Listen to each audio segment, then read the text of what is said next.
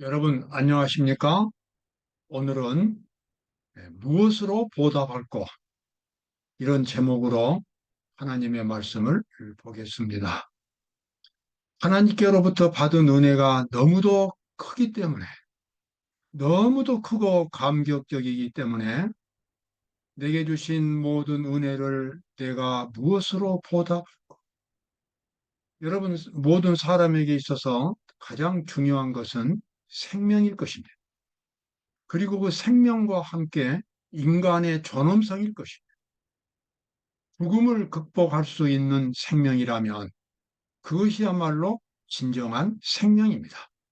성경은 죽어가고 있는 생명을 생명이라고 부르지 않습니다. 그건 죽어 있다고 말하는 것입니다. 왜냐하면 언젠가는 사라질 것이기 때문에 그렇습니다. 하나님께서 우리에게 생명을 주셨다면 그것은 영생인 것입니다. 그것은 단순히 시간적으로만 오래 사는 것이 아니라 인간의 모든 욕구가, 인간의 모든 고상한 포부가 다 성취되고 충족되는 만족한, 영원히 행복한 그러한 삶을 성경은 영생이라고 말합니다. 그래서 하나님께서는 독생자 예수 그리스도를 통해서 우리 모두에게 영생을 허락해 주셨습니다.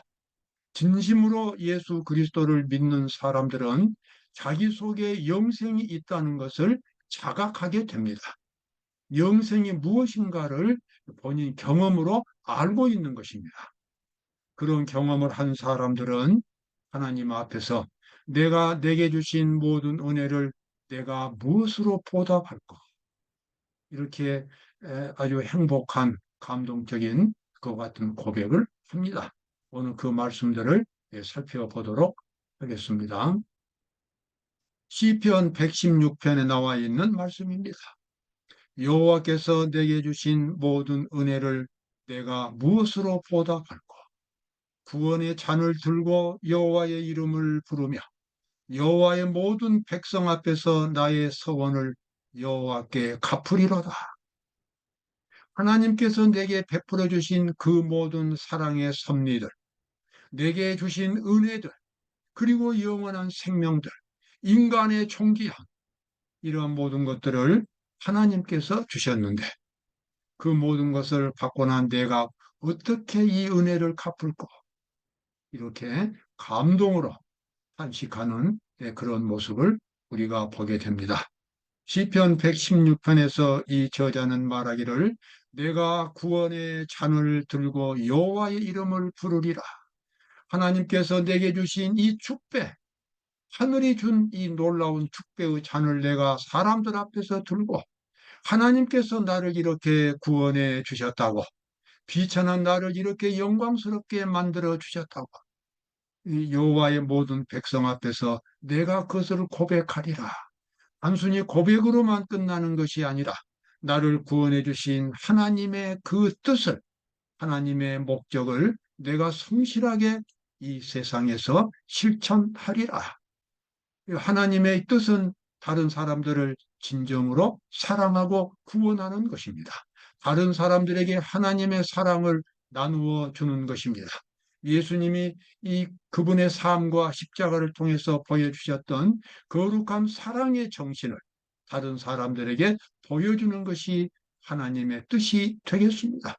내가 그래서 나의 그 소원을 내가 여호와께 갚으리라 이렇게 고백하고 있습니다.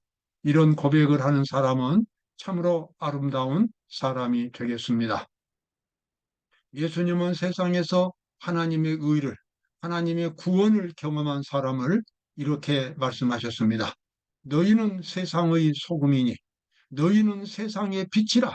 이같이 너희 빛을 사람 앞에 비추게 하여 저희로 너희 착한 행실을 보고 하늘에 계신 너희 아버지께 영광을 돌리게 하라. 너희는 세상의 소금이라. 너희는 세상의 빛이라. 여러분, 이 하나님의 주신 구원을 경험한다면 세상에서 소금이 되고 빛이 될 수 있습니다. 재물이 많다고, 능력이 많다고, 지식이 많다고 해서 소금이나 빛이 되지는 않습니다. 가장 중요한 것은 마음속에 하나님의 구원을 경험하는 것입니다. 그리스도의 의를 경험하는 것입니다.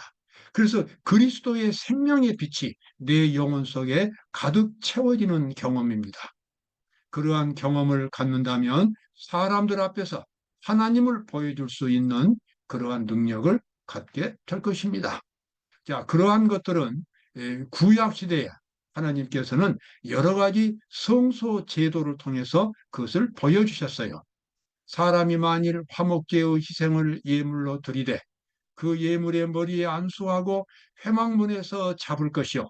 아론의 자손 제사장들은 그 피를 제단 사면에 뿌릴 것이며, 이스라엘 백성들이 이 죄의 용서를 받고 구원을 받는 데 있어서 하나님께서는 이 성소를 만들게 하셨고, 그 다음에 그 성소에서 제사를 드리게 하셨습니다. 물론 그 제사는, 그리고 성소는 다 예수님의 십자가를 상징하는 것이었습니다. 구약시대 이스라엘 백성들은 이 제사를 드릴 때에 짐승을 끌고 와서, 양이나 염소나 송아지를 끌고 가서 그 짐승의 머리에 안수하고, 안수 기도하고 회개하는 기도지요. 그리고 그 짐승을 잡아서 제사장들이 그 피를 한 사면에 뿌리고, 그 다음에 그 고기는 또 번제단에 태우고, 그 피의 일부는 성소 안 하나님의 보좌 앞에 가서 그 피를 뿌렸습니다. 그렇게 해서 그 죄인의 죄가 용서를 받는 그와 같은 하나님의 복을 받을 수 있게 되었습니다. 여러분, 그와 같은 제사 제도가 무엇을 의미하는 것일까요? 바로 그것은, 하나님을 믿고 구원받는 것은 바로 생명의 본질에 관계되는 이야기입니다. 그 죄인이 죽어야 할 그 죽음을 짐승이 대신 죽은 것입니다. 그러므로 하나님을 믿고 죄의 용서를 받는 것은 내가 바로 죽는 것을 의미하는 것입니다. 죄를 지은 내가 죽었고, 이제는 죄 없이 새로운 내가 올라오게 된 것입니다. 이것은 그야말로 극적인 변화입니다. 하나님을 믿는 사람들은 죄로부터 구원받은 것입니다. 죄 가운데서 여전히 살 수 있도록 허용된 것이 아닙니다. 그것은 마치 짐승이 죽은 것처럼 죄인 자신도 그리스도 안에서 죽어야 하고, 그래서 새로운 그리스도의 생명으로 일어나게 됩니다. 바로 그것이 믿음으로 말미암은 의가 되겠습니다. 그것을 보여주는 것이 성소의 마당에 있는 번제단이었습니다. 이 번제단에서는 그리스도의 십자가를 상징하는 짐승, 그러한 짐승들이 끊임없이 죽어갔고, 그리고 그 짐승들의 몸이 저렇게 태워졌습니다. 그리고 제사장은 그 피를 가지고 성소 안으로 들어가서 하나님의 보좌 앞에서 그것을 뿌리면서 속죄하는 제사를 드렸습니다. 그러므로 세상에 임하실 때에 가라사대 하나님이 제사와 예물을 원치 아니하시고 오직 나를 위하여 한 몸을 예비하셨도다. 자, 이 말씀 깊이 생각할 필요가 있습니다. 예수님이 이 세상에 오실 때에 하신 말씀은 무엇이었습니까? 하나님이 제사와 예물을 원치 아니하시고 오직 나를 위하여 한 몸을 예비하셨도다. 여기 제사와 예물을 하나님이 원하지 않으신다고 되어 있습니다. 제사와 예물은 물론 성소의 그와 같은 제사와 예물들입니다. 그러나 이것은 넓은 의미에서 하나님께 드리는 모든 예배가 다 여기에 포함되어 있습니다. 하나님은 예배와 제사와 예물들, 이러한 것들을 원치 않으신다는 것입니다. 이것은 없애라는 뜻이 아니고, 그 정도의 형식적인, 기계적인 그와 같은 제사가 진정한 죄인이 드릴 수 있는 예배가 아니라는 것입니다. 하나님께서는 우리의 본질적인 면에서 생명의 변화가, 새로운 생명의 창조가 있도록 예수님을 이 땅에 보내셨습니다. 오직 나를 위하여 한 몸을 예비하셨도다.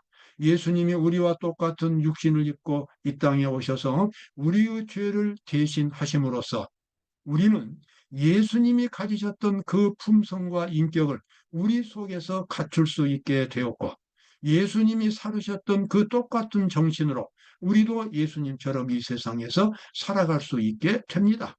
바로 그것은 생명의 근본적인 변화가 되겠습니다.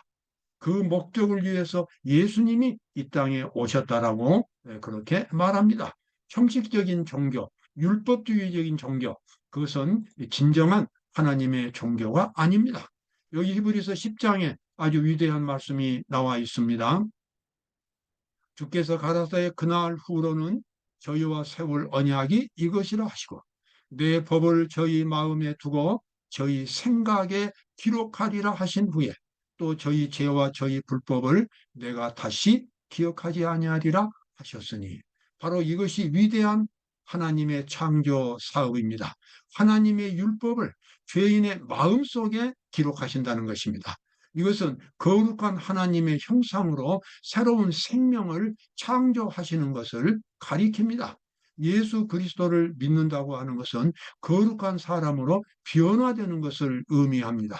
단순히 어떤 기계적인, 단순히 어떤 형식적인 조직적인 그러한 종교 행사만이 아닙니다. 그러한 것들은 다 도와주는 하나의 과정들에 불과하고 진정으로 예수 그리스도를 믿는 사람들은 예수님처럼 이렇게 변화된 새로운 사람으로 바꿔지게 됩니다. 그 사람은 하나님의 율법을 사랑하고 하나님의 뜻에 순종하는 그러한 사람들이 되겠습니다.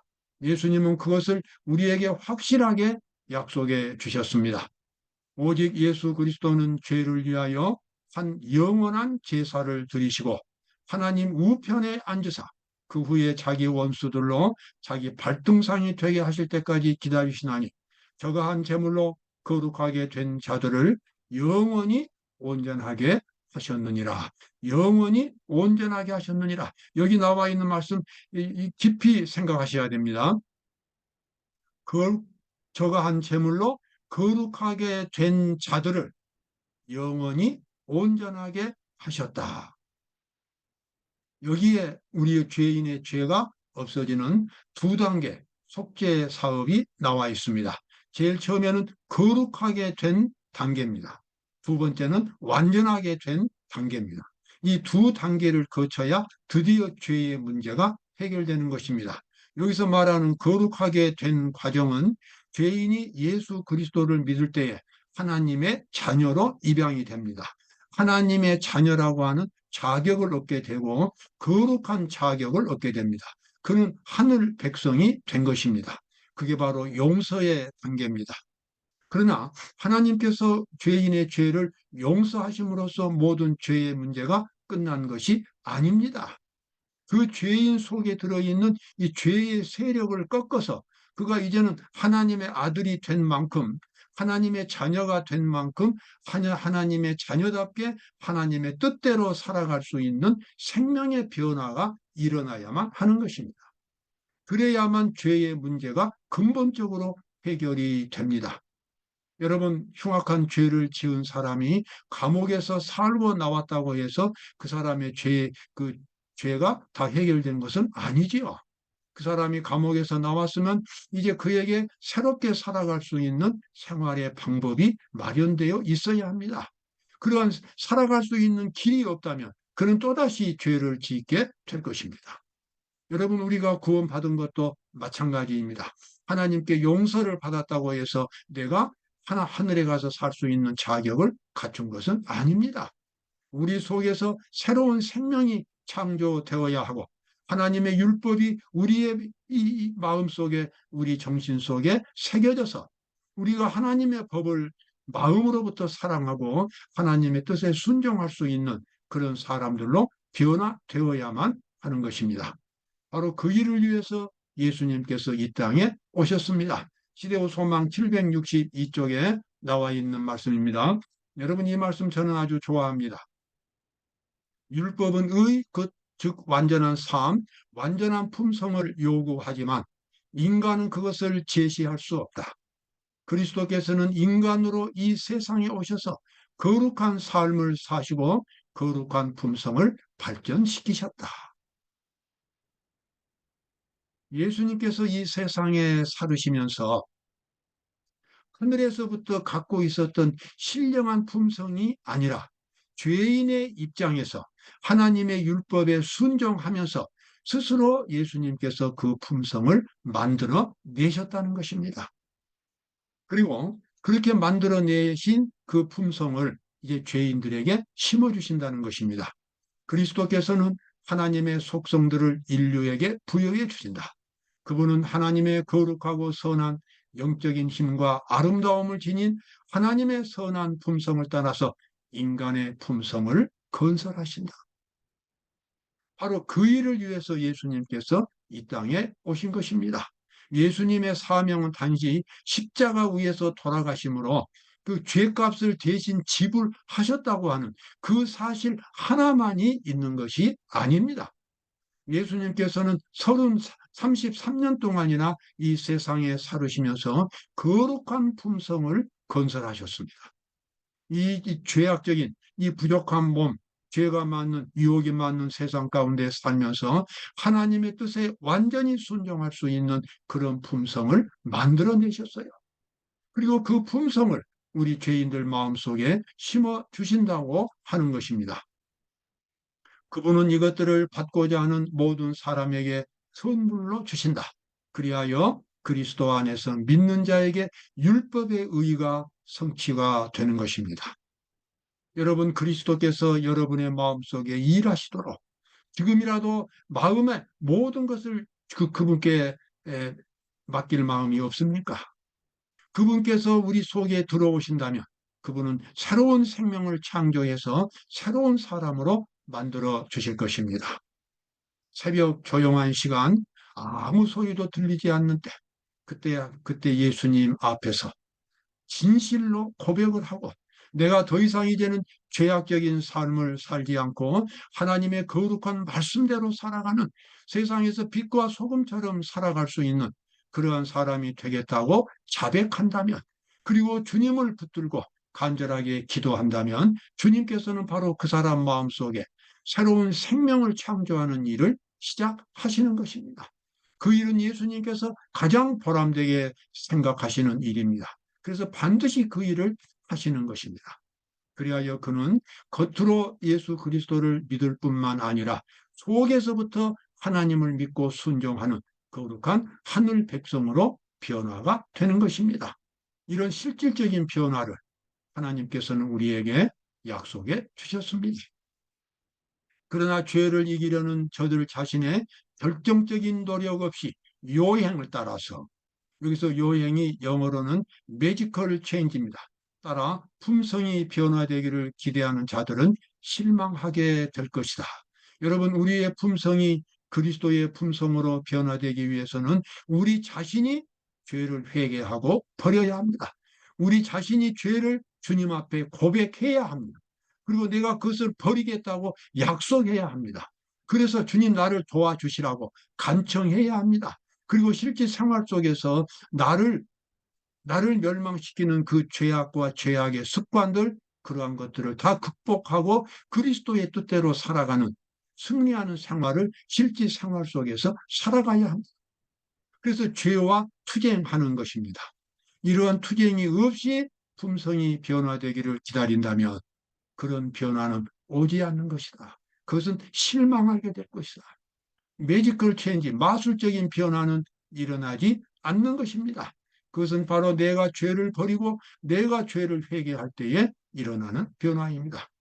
그래서 갈라디아 2장 20절에 많은 그리스도인들이 알고 있습니다. 내가 그리스도와 함께 십자가에 못 박혔나니 그런즉 이제는 내가 산 것이 아니요 오직 내 안에 그리스도께서 사신 것이라.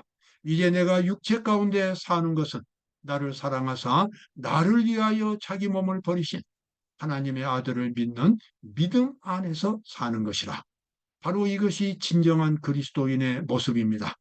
더럽고 부끄럽고 위험한 죄인인 자기는 이제 그리스도 안에서 십자가에 못 박아서 없어졌습니다.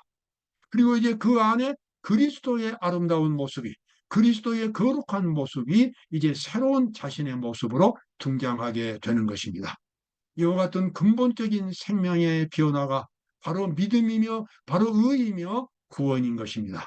하나님은 이런 거룩한 변화를 우리에게 주겠다고 약속하셨습니다. 여기서 매우 우리가 조심해야 될 것이 하나 있습니다.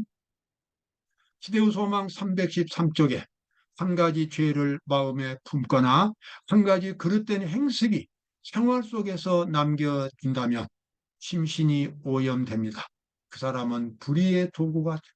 여러분, 생명의 변화를 경험하기를 원하는 사람들은 모든 죄를 다 고백해야, 그리고 모든 죄를 죄라고 인정해야 합니다. 그리고 그것을 버리겠다고 약속해야, 죄를 숨기거나 그것을 그냥 변명하거나 이렇게 되면 근본적으로 품성의 변화는 일어나지 않습니다.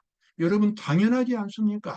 아무리 작은 죄라도 그 죄를 감춘 사람은, 그 죄를 사랑하는 사람이 어찌 영원한 생명을 얻을 수 있겠습니까? 그 죄를 간직하고 천국에 갈 수 있겠습니까? 이것은 너무나 당연한 것입니다. 그래서 하나님 앞에서 새로운 사람으로 변화되기를 열망하는 사람은 자기가 알고 있는, 자기 양심 속에서 밝혀지는 그러한 모든 죄들을 버리고, 그리고 회개하고 새로운 마음을 갖도록 하나님께 간구해야 합니다. 이제 여기서 한 가지만 더 말씀드리고 마치겠습니다.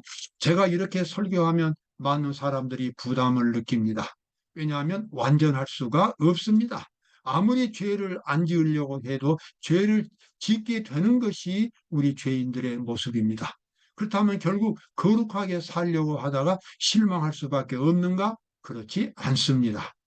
하나님께서는 연약한 우리들이 정말 마음으로 진정으로 회개하고 하나님께 헌신한다면 비록 실수할지라도, 비록 허물이 있을지라도 그러한 모든 것들이 다 덮어지고 완전한 사람으로 인정해 주시겠다는 약속을 주신 것입니다. 영문 시조 1895년에 이렇게 나와 있죠. 어떤 사람도 완전을 주장할 수 없다. 기록한 천사들로 하여금 하나님의 백성들의 거룩한 투쟁과 노력을 기록하게 하라. 그들로 하여금 그들의 기도와 눈물을 기록하도록 하라. 천사는 우리 모든 사람에게 있어서 기록하는 천사들이 있습니다. 그 천사들은 우리의 모든 행동과 말을 다 기록합니다. 그런데 여기 나와 있기를 나는 이제 죄가 없다. 나는 죄를 안 지을 수 있다라고 그렇게 이 참남된 주장을 하지 말라는 것입니다. 그 대신에 죄와 싸우는 그와 같은 모습, 죄와 투쟁하고 버리는 모습, 진정으로 죄를 고백하고 주님을 붙드는 모습, 바로 이러한 것들이 바로 구원이라고 하는 것입니다. 천사들은 그 모든 것들을 기록할 것입니다. 그래서 우리는 이제는 용기를 가져야 되겠죠. 그러므로 너희 담대함을 버리지 말라. 너희에게 인내가 필요하면 너희가 하나님의 뜻을 행한 후에 약속을 받기 위함이라. 잠시 잠깐 후면 오시리가 오시리니 지체하지 아니하시리라. 오직 나의 의인은 믿음으로 말미암아 살리라. 비록 우리가 실수가 많아도 우리의 힘이 연약해도 우리는 결코 절망할 수 없습니다. 왜냐하면 우리를 그대로 받아주셨고 우리를 인정해 주시는 분이 바로 주님이시기 때문입니다. 그래서 실수할 때마다 다시 일어나서 주님을 바라보고 실수할 때마다 또 일어나서 주님을 바라보면서 앞으로 전진하는 그러한 믿음을 가져야 합니다. 그래서 하나님께서 심판하실 때에 우리가 완전한 생활을 살았기 때문에 하늘 백성으로 인정해 주시는 것이 아니라 그리스도를 바라보고 완전한 삶을 찾아 나갔기 때문에 우리를 완전한 사람으로 그 믿음을 완전한 것으로 인정해 주시는 것입니다. 하나님께서는 우리가 얼마든지 할 수 있는 그런 완전을 우리에게 요구하십니다. 예, 하나님께서 우리 모두가 가질 수 있는 영생의 길을 마련해 놓으셨습니다. 여러분 절망하지 마시고 아직 생명이 있느나 아직 숨쉬고 이 세상에 살아있는 동안 아직 생각이 명료하게 있는 이 은혜의 시간에 하나님을 선택하고 하나님이 준비하신 영생의 길을 걸어가시기를 바라겠습니다. 감사합니다.